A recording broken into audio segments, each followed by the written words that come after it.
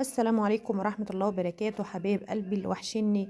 كل سنة وانتم طيبين يا رب، وكل يوم رمضان جميل عليكم ويوم خير ويوم بركة. ورزق من عند ربنا. ربنا يا رب يرزقنا ويرزقكم جميعا يا حبايب قلبي. بداية كده النهاردة تالت يوم رمضان، كل سنة وانتم طيبين. رب اللهم بلغنا رمضان يا رب. اللهم بلغنا وقفة عيد الفطر وبلغنا عيد الفطر، اللهم امين يا رب. ربنا يا رب يعطيكم الصحة والعافية ويعينكم على كل حاجة في حياتكم يا رب ويعيننا. بداية كده يا حبيب قلبي نصلي على النبي، اللهم صل وسلم وبارك عليك يا حبيبي يا شفيع يا رسول الله. وبرضو يا حبايب قلبي ما تنسوش، لو أول مرة تشوفوني أنا أختكم لمسة. فاعملوا لي اشتراك، ربنا يكبر بخاطركم يا رب. وادخلوا ادعموني واعملوا لي اشتراك، وعلشان أنا والله ما هكبر إلا بيكم زي ما قلت لكم قبل كده. النهارده يا حبايب قلبي تالت يوم رمضان، كل سنة وانتم طيبين زي ما أنا قلت لكم. طبعا احنا امبارح كان عندنا بواقي أكل، فعشان كده ما عملناش أي حاجة النهارده. امبارح يعني عفوا. النهارده بقى قلنا ايه؟ لا احنا بقى احنا هناخد على الدلع، لا لازم قومي يا لمسه كده وشوفي. والعيال بقى كل اللي رايح كده يقول ما صايمين بقى، هتطبخي ايه النهارده يا ماما؟ هتعملي لنا ايه النهارده يا ماما؟ المهم طبعا ده طلباتهم. طالبين مني فراخ مشويه، وانا بصراحه مش عايزه اقول لكم انا ما بحبش اليوم الفراخ المشويه ده خالص. ما بحسش ان انا شبعت، انا عايزه رز وشوربه يا جماعه.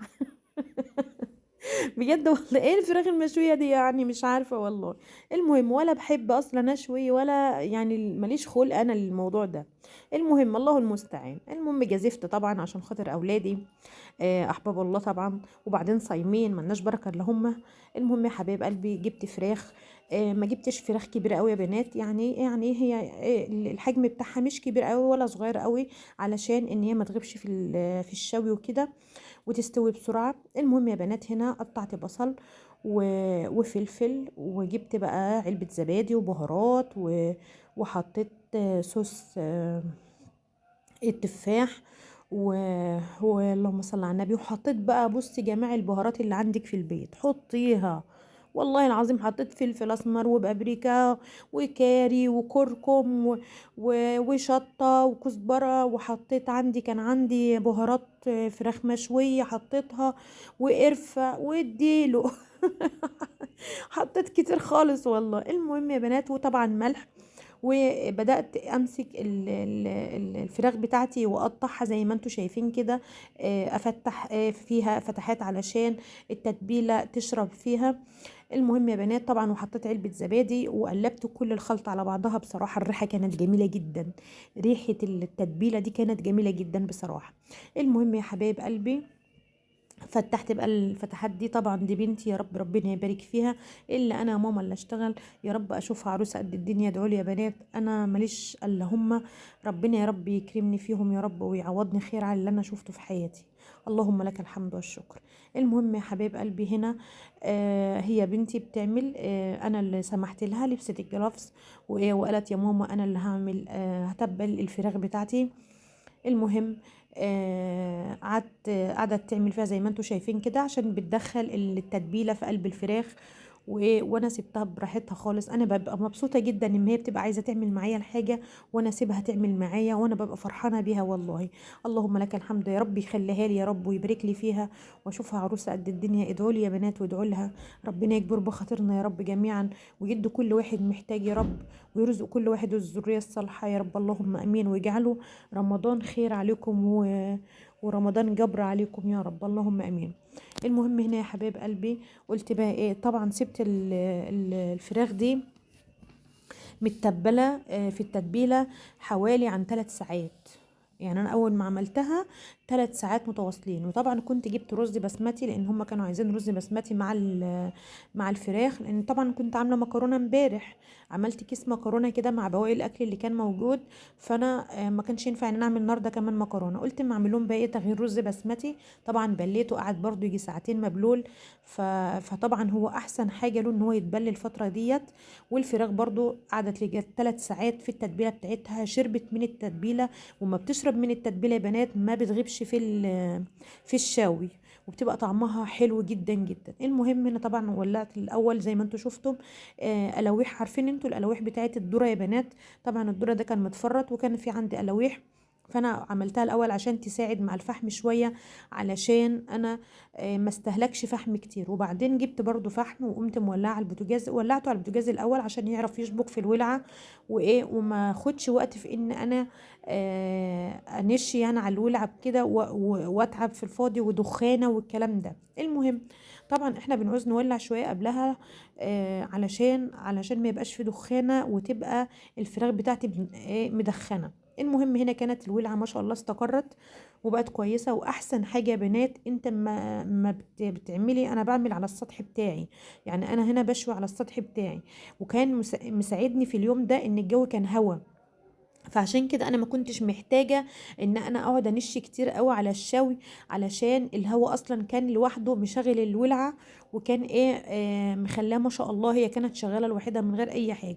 يعني كان فين وفين كده على ما أبقى انا وابني يعني هو بينش شويه وانا بنش شويه. المهم انا بقى طبعا اطلع اشوف الفراخ فوق وانزل بقى علشان اشوف بقيه الاكل. يعني طبعا هنا عملت بصلايه يا بنات وحطيت شويه بسله وشويه جزر، وحطيت شوربه وبهارات كبسه وفلفل اسمر، عفوا انا عندي برد والله معلش، وفلفل اسمر وملح و... وكركم والبهارات بتاع الكبسه طبعا. وطبعا كنت بله الرز وصفيته، واما الشوربه غليت بتاعتي نزلت بالرز بتاعي البسمتي. انتوا طبعا عارفين عملت معاكم الكبسه قبل كده كتير يا بنات. والمهم هديت عليه. طبعا الوقت ده انا كنت بجري فيه حرفيا والله، انتوا ما تشوفوا الحاجه كده وانا كنت بجري والله. وبنتي ربنا يبارك فيها يا رب كانت معايا وساعدتني كتير قوي، ربنا يخليها يا رب. المهم هنا كنت بله البلح ده من امبارح على بيات وكده، فسيبته في الميه. احنا مش بنحب فيه اللبن يا بنات، انا يعني انا عندي ولادي مش بيحبوا عليه لبن، احنا بنحبه بالميه. المهم فطبعا بليته وقمت جايبه بقى بوله كده وقمت حاطه السكر، ونزلت بقى بالبلح وقلبته، وحطيت بقى شويه مكسرات، زبيب وجوز الهند وسوداني، انا مش بحط اكتر من كده بصراحه.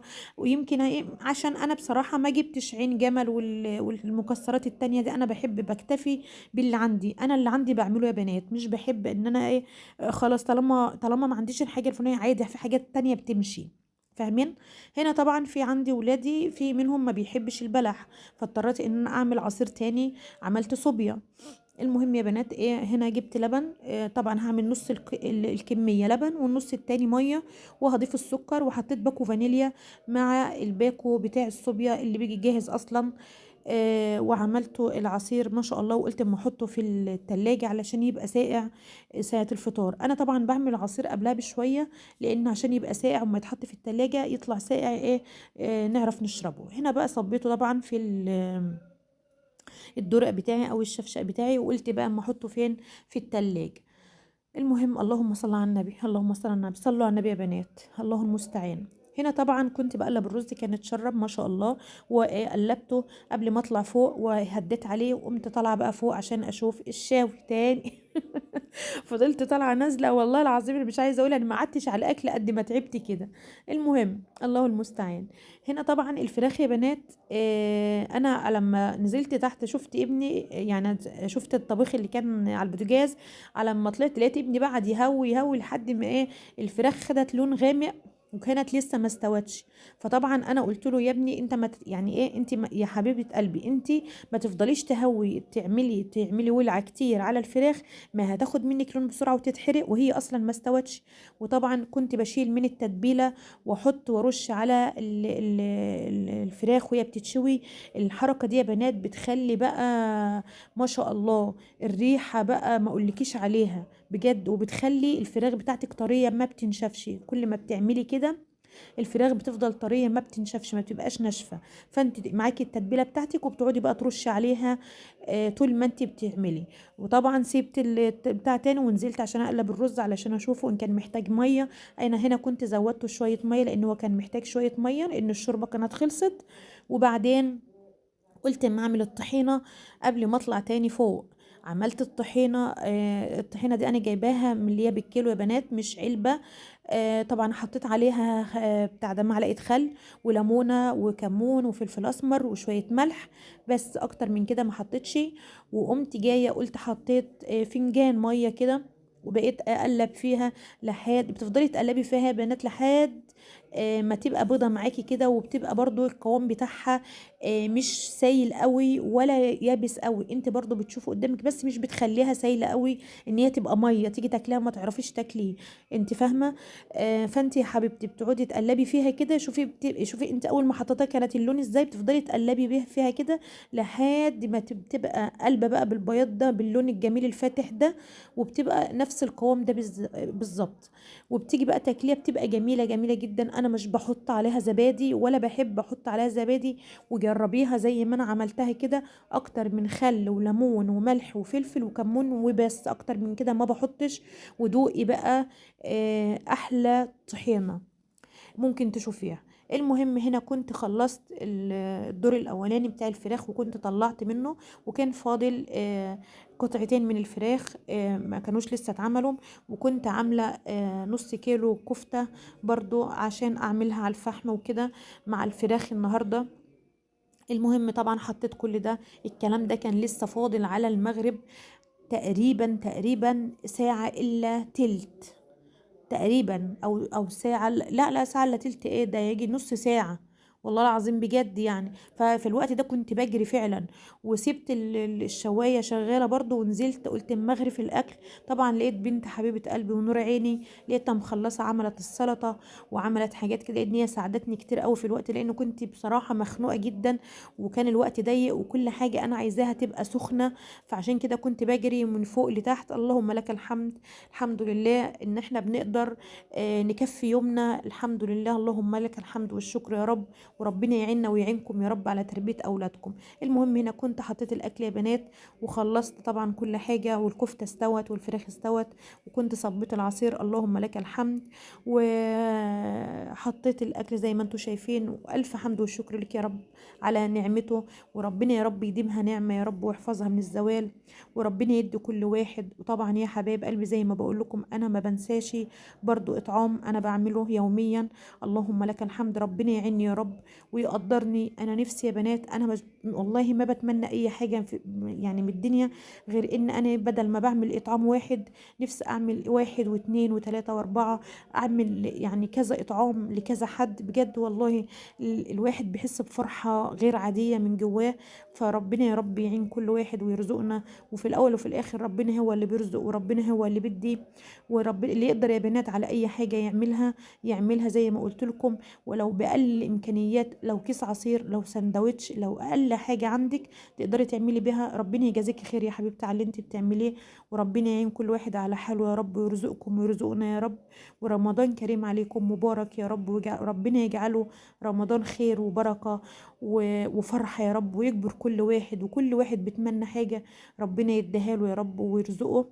وهتوحشوني يا حبايب قلبي لحد الفيديو الجاي، واشوفكم على خير، ومع الف الف سلامة يا حبايبي.